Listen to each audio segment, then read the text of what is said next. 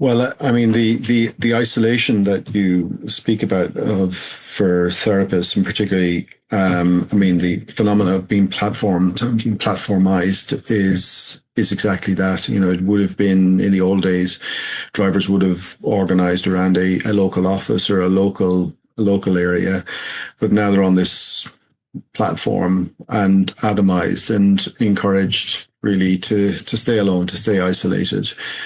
And that's very difficult. It's a very lonely job to do. But also, as the hours increase, as the pay decreases, the only thing that's open to you is to work longer and longer hours because you have to make up your costs and then try to get a return, which means longer and longer hours, and often that's unsafe. I think something that, is a bit of an occupational hazard as well. It may not be quite obvious to people. There's a lot of emotional labor involved in that job. People get in that car and they want to talk to you, and they want to tell you all their problems. Maybe something Freudian about talking to the back of somebody's head, or people can get in the car and maybe have too much to drink. Maybe people get in the car after a stressful week and they've gone out for work drinks, and that can be socially difficult. And then now you've got to maybe de-escalate people, and the emotional. There's a lot of emotional side to that work. That's a lot of emotional labor that's can be difficult to deal with in that job, as well as operate safely. There's a lot of assaults in that job. Only 2% of the workforce are women because the job is so hostile to women. So it's a difficult place to be, I would say, psychologically at the best of times.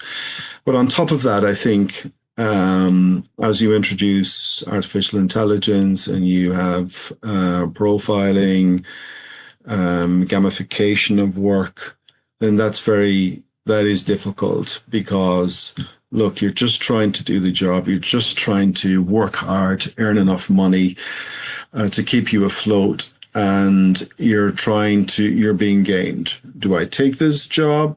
If this job is not economically viable, do I take it so that at least I have something that's a contribution towards my costs, even if the work is unprofitable, or do I sit and wait for maybe a better job in 10 minutes from now? Do I have to take this unprofitable job so that I can get more profitable work later? Is that what I have to do? I don't know. I don't know what the rules are. I don't know how I'm being profiled. I don't know what the right thing to do is. And so that can be really stressful, because if the job paid the same per mile per minute as it always did, I wouldn't have to make those decisions.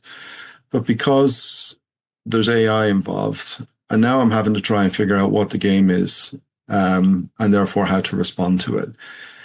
And that game can be changing all the time from day to day, from week to week. You don't know what the latest flavor is. And so I would say that is very difficult to deal with as well.